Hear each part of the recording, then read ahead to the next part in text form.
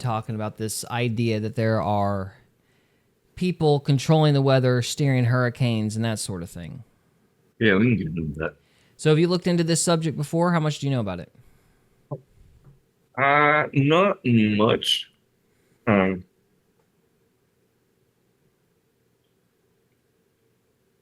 I don't really want, but I haven't really been into it much as far as the government aspect. It hacks me up to think about it, then either getting too involved or not involved enough. Right. It was But something I'd heard about HARP in passing. You know, a lot of this stuff, which is why we call it folklore rather than what's it? conspiracy theories, because you What? hear about a lot of this stuff in passing from just random Right. people, and then you kind of wonder what it's about, but you don't really think much about it until something like this happens, and then all of a sudden people are talking about this possibility that you really hadn't considered before. What is HARP exactly?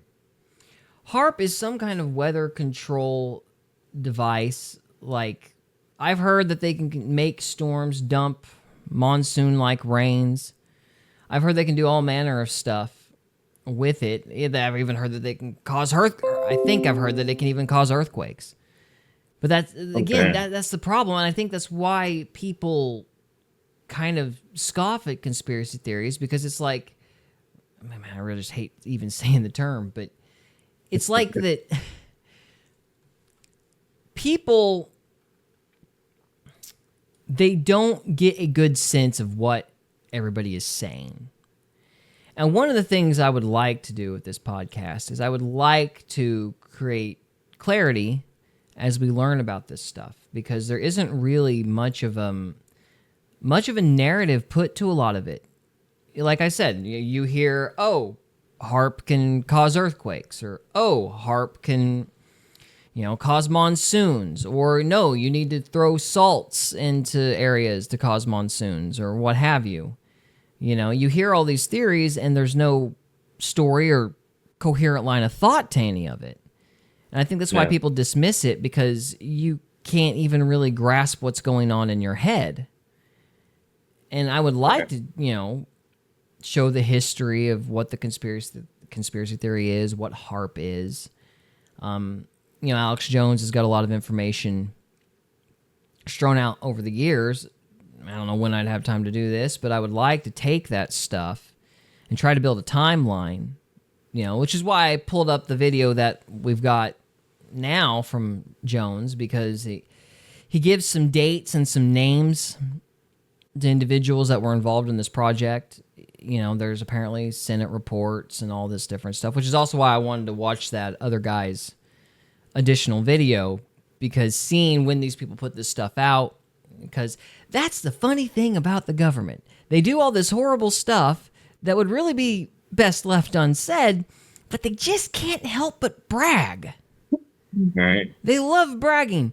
And so it's like putting out all these reports. It's almost like a humble brag. You know what I mean? Yes, we burn down, yes, we can burn down the world, but we're going to sign a document first just to make it official that we can burn down the world. It's such a weird ego trip. Yeah. So thankfully they're that egotistical, otherwise we wouldn't have documentation. You would think a smarter group of people wouldn't be putting this stuff out for everybody else to read, but for some reason they have to document all the crap that they're doing. It was the same thing with the jibby jab. Yeah.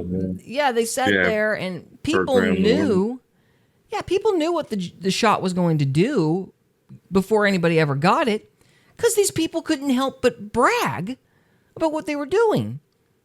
And they would sit there and they would talk about, we've invented RNA vaccines and all this and that. And then in these other reports, they'd be like, it's actually, the spiked aid protein, and it's going to destroy the immune system.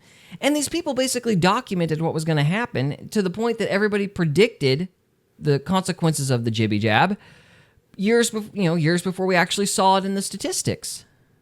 Mhm. So, we have testable examples that these people love to brag and document their work.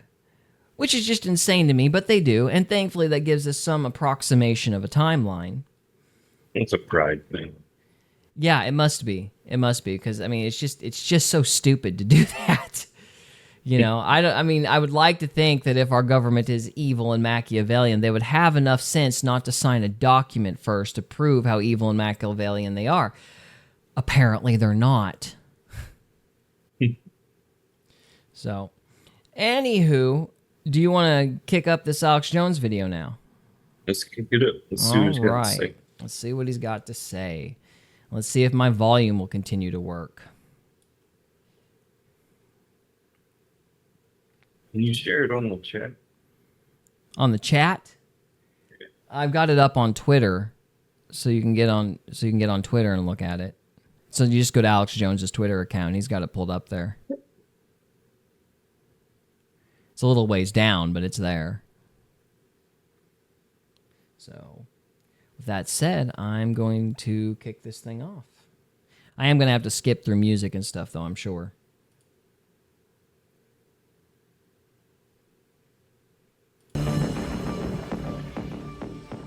Now I'm going to state a fact, and then I'm going to lay it out. The U.S. government, secretly by 65, had certified that they had total control of hurricanes. By 67, the Pentagon confirmed it and certified it. And in 69, the program was taken from Ben Livingston, who we're going to show you clips of, that I interviewed first. He's been on Fox News, you name it.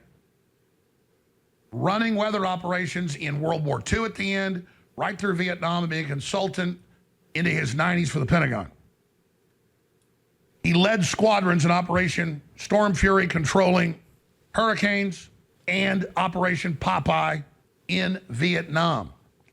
1 week after he went back to Lubbock from flying here with his wife, to be interviewed by me, I called him and he said, I can't talk to you, got a visit from high up U.S. government, and even though it's classified, they told me not to talk to you or anybody else anymore. He did a Fox interview before he got that visit. So I interviewed him first, Fox interviewed him a few days later, and then never talked to again. Surprised they didn't kill him. I mean, isn't that strange? Again, it's just more incomprehensible decisions by the feds. It's like, okay, if you're going to be evil enough to tell somebody not to talk to the media anymore, I don't know, why would you think they'd listen? Right. I guess the guy did, and maybe most people do, but I'm just like if I was an evil person, I would just kill them. Well, you kind of got to break them down first. Yeah, break them down first, huh? Yeah, give them false sense of hope, and then you take them out at the lowest point. So you would lie to them and then kill them. Yeah. I don't know, man. I just don't know why they would even bother. You know, especially at that point. I mean, this was back when Jones was first getting started. And imagine that. Yeah. 67. They could pull the Pentagon confirmed it at 1967. They're already bragging about this.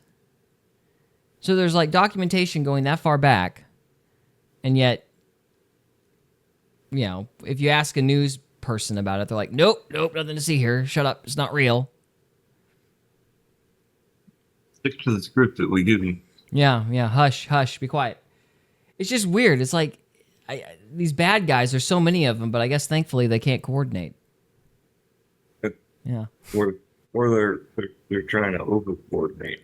Over-coordinate, yeah, possibly. There's just too many orders. Nobody can keep anything straight. Yeah. And he's in the documents that were declassified as the commander of it. He was the first person to ever fly into a typhoon in 1945 and cloud seeded. I'm going to play excerpts of that and more. I'm going to show you the UN documents, the U.S. That's another thing I want to complain about. Just to get it out of my head before I forget it. I love how these like government types just play semantic games of people. It's really incredible. It's like, no, it's not chemtrails, you fool. What are you, crazy? It's cloud seeding. It's completely different. It's the exact same thing, though. I mean, it's like you're sticking chemicals in the jet fuel, and you're lining the sky with these various elements to change the weather. That's called chemtrails. No, it's cloud seeding. And the chemicals are barium salt, moron. You were wrong the whole time. What is cloud seeding? Well, it's chemtrails. It's basically the idea that you can, and again, I barely understand it, but from what I understand, you basically shoot salts, or I think one of these claims is aluminum. And the idea is, I think, that rain or moisture accumulates around the salt particles. Or perhaps if you shoot aluminum into the atmosphere, maybe the light reflects on that metal and heats the atmosphere up. Maybe it's both, maybe it's neither. I'm not entirely sure. But the idea is you shoot stuff in the atmosphere to change the conditions of the air around that chemical. And if you do that enough, you can alter the storms. If you calculate where you drop stuff off and when, you can anticipate weather patterns, you can alter jet streams, and you can direct where storms are going to go, possibly make them worse. I think that's what it is. It's just so it's like so Dr. Evil. You know what I mean? Like it's such a cartoon level thing. It's just hard to imagine that would even be possible. Pinky in the brain. Yeah, I just don't understand how that would even work. I mean, but they say it does, or at least the Pentagon confirmed it in 1967, which is just baffling to me. I was like, why would you confirm something like that? But anyway. Government documents, the Storm Fury documents that are on the government website, .gov, US.gov. I'm going to show you the CIA director admitting it, Bill Gates admitting it, all of it. Now, here's the key, and I'll go through all the evidence. It is a fact the U.S. government can create hurricanes, kill hurricanes, make them bigger, make them smaller, make them turn left, make them turn right, make them stop, they can control them like a joystick. I can understand controlling them like a joystick. Like, I can wrap my head around that, maybe. Like, if you're somehow able to heat the air up by shooting aluminum in the atmosphere or something, you can create a kind of, I don't know what you would call it, a pressure system that might steer a hurricane in another direction. I don't understand how they think they can create them. Just out of whole cloth. Like, I guess I can kind of get working with what's already there, but creating one, how would you? It seems like there's so many factors that would go into, creating a storm. How would you be able to anticipate all of that simply by dumping chemicals in the air? I mean, for someone that knows absolutely nothing about all this, it does seem logical that they would be able to do it. I mean, they can go to outer space and go to extremely deep down under the ocean and study the brain. Why not manipulate the weather? Yeah, I mean, I suppose it's hypothetically possible. I'm just kind of baffled by the logistics. It's just, how do you dig to the center of the earth? Well, you dig, But how do you create a hurricane? How do you get the moisture up in the air? Like, do you heat the atmosphere up to a certain point and then it just builds and builds and builds, and then, I don't know, somehow change jet streams to create that? Like, I want to know the details. Oh. I don't understand conceptually how it is. I understand dumping salts to maybe change the air a little bit to redirect something. I don't understand how you make something. I don't know. The details in it is beyond me. So. Yeah. But again, that's why these things are so hard to believe. Yeah. They're so hard to believe, just because, the implications are terrifying. The idea that, okay, you don't like a political candidate, just chuck a hurricane at them. Right. You know. Or where they live and destroy their livelihood, their home. Yeah, call the Hurricane Trump, and then you just send it barreling at Mar-a-Lago. You know, I mean, it's like that's horrifying. Yeah. But beyond that, it's just understanding the logistics of how something like that could even be possible. Right. I mean, I'm not saying I don't believe him. I think after Epstein Island, I'm like, Alex, if you say it, I'm just going to assume you're telling the truth until something, changes my mind. But I'm still kind of like, really? Hurricanes? You can make them? It's just so hard for me, but I don't know. I guess I just have to accept it and hope that the information's out there, and if I dig around enough, I can find it. Yeah. Anywho. And we have the confirmed flights by the Department of Energy, who's over this. NOAA just monitors the weather. Department of Energy with the Pentagon runs the programs. I'll show you all the documents. Since the 40s. And they're in control. Whether they're messing with it or not, they could kill it. And the power to kill something is the power to control it. Now, obviously, we have the flights. We show the planes going in, steering it. You see the flights move. They're controlling it. And that's with the old technology. Then they've got the lasers. Then they've got the ground radar they can ionize it with. And they got all sorts of ships out there with these high-powered radar control systems. You can pull up, Associated Press, Dubai making the desert green with Doppler radar. China, making it rain with Doppler radar. Trillion-watt lasers. So the first thing I want to play, and you ought to go to the C-SPAN archives and watch the whole thing. This is 1995, Robert Fletcher, who did a great job coalescing the public documents then and warning the public and state legislatures, and they were demonizing him in Congress. They were speechless when he brought out the U.S. Senate report that I have a copy of here from decades before. I also have the head of the Defense Department, William Cohen, in 1997, in a briefing at the Pentagon that was public, picked up by AP and Reuters, admitting the U.S. government controls the weather and has weather weapons and earthquake weapons. You want to see that? We got that. Got too much evidence. But they talk to you like your children and say this stuff doesn't exist. All right, here is Robert Fletcher in front of Congress. Sure. Another question on... But at the same time, the Pentagon confirms it. Sorry, hang on. Right. But at the same time, the Pentagon confirms it. That's what drives me nuts. It's like, no, it's not real. It's in all our documents, but it's not real. Shush. We don't want to hear your opinion on this not real thing. It's like, but you said in a piece of paper that it was. Shush. Be quiet. It doesn't matter. 2 + 2 is fish. Accept it.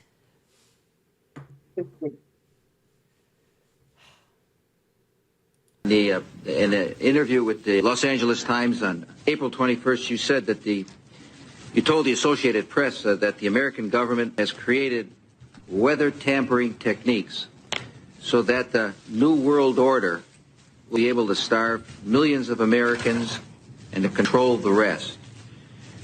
Would you explain what you were trying to say? Well, what I was trying to say is exactly what I said. There is weather control techniques. We have a complete package on that, which I did not bring, but I certainly will see to it that it is brought in for the record. Number one, the entire patents on the equipment. Number two, Senator Claiborne Pell's complete statement and story of his own that not only does it exist, that we even utilize it as far back as the Vietnam War. You might want to touch base with Senator Pell. I just want to repeat before we turn to so questions. yes, but we do have all that information. You're saying the government has created weather tampering techniques so that the, quote, New World Order will be able to starve millions of Americans. Worldwide. Millions of Americans, and to control the rest. Yes, sir, and that's my belief. As bizarre as that sounds, when if somebody had told me that that equipment even existed 10 years ago, I would have thought they were nuts, sir. And at this point in time, we have all the documents to prove it. And if you think that 85 tornadoes takes place in the middle of our growing area by simultaneous accident, I'm sorry. With the equipment that's already set up internationally, and as bizarre as that is, it is proven and documented. We will supply you with those documents. As bizarre as that is, I would say that weather wars, and this is quoting actually Senator Claiborne Pell himself, that they are the greatest weapon ever created in the world, and that's the senator's own statement. So yes, I do stand on that. Thank you, Mr. Fletcher. Thank you, Mr. Chairman. And of course, he then delivered to them, as he did on my show back then in studio, and as he did to the legislatures, huge binders with all the documents.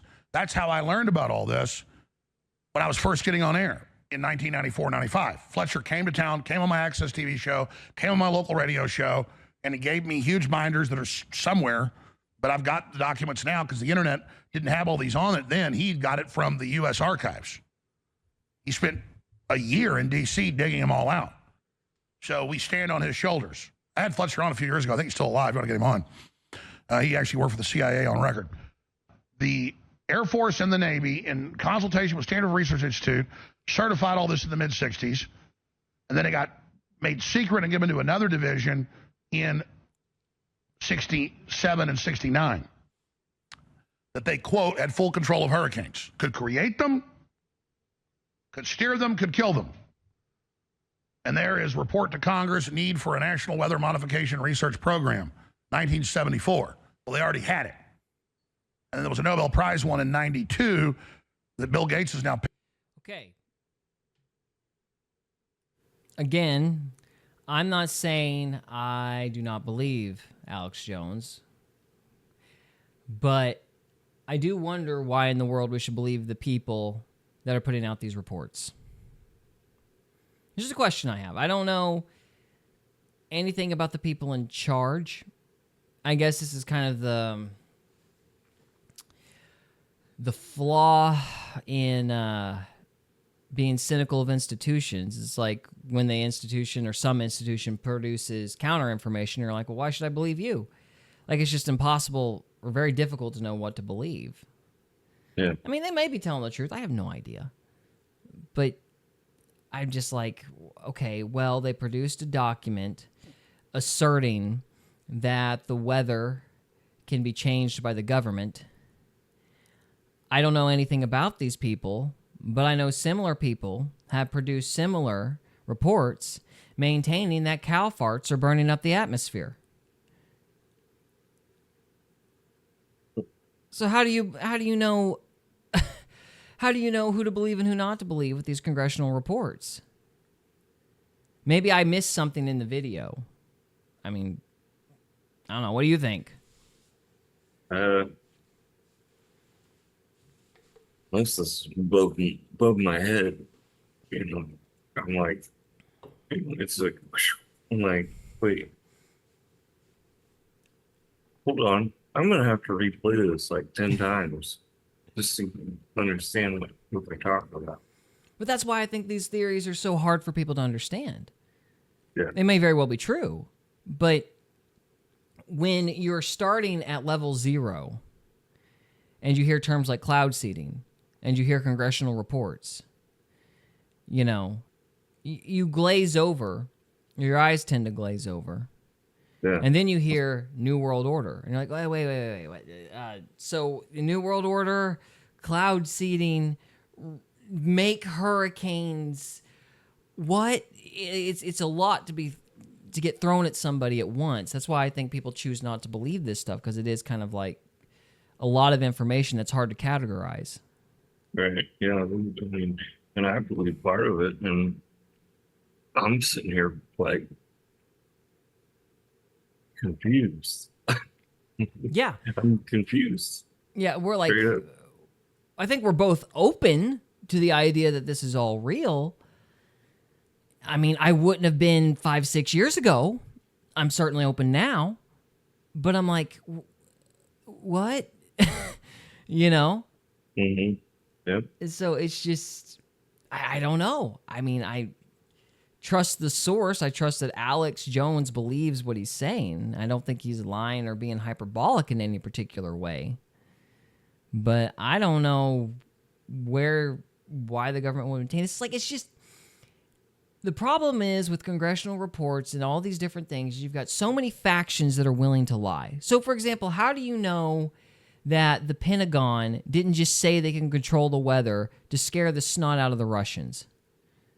Right. How do you know that they actually could? And I mean, frankly, the most compelling evidence for me personally is listening to individuals tell their stories. I mean, to me, that is a lot more compelling than looking at a piece of paper. Yet all this emphasis in all these videos is, well, we've got a report. We've got a piece of paper. That makes it official. We couldn't control the weather until we signed a piece of paper that said we can control the weather. I don't need to go to the bathroom until I sign a piece of paper that says I need to go to the bathroom. It just doesn't mean anything to me that these people have documents. Well, I don't know where the documents come from. I don't know who signed them. I don't know why they signed them. Like, you can produce them, but I don't understand why they're more valuable than an anecdotal claim. Like, in an anecdotal claim, I can look into somebody's eyes. I can look for indications that might tell me whether or not they're lying. I can compare that person's story to other people's stories and look for patterns in their account. I can do things that might give me a better personal satisfaction as to whether or not something is real. But you show me a report, I'm like, these are the same people that said the ice caps would melt. Or at least it means just as much to me as it does those people who put out that report that said the ice caps could melt. Like, it's just a piece of paper signed by some faceless bureaucrat. I don't know where. Now, maybe that means something to Congress, but I don't know why.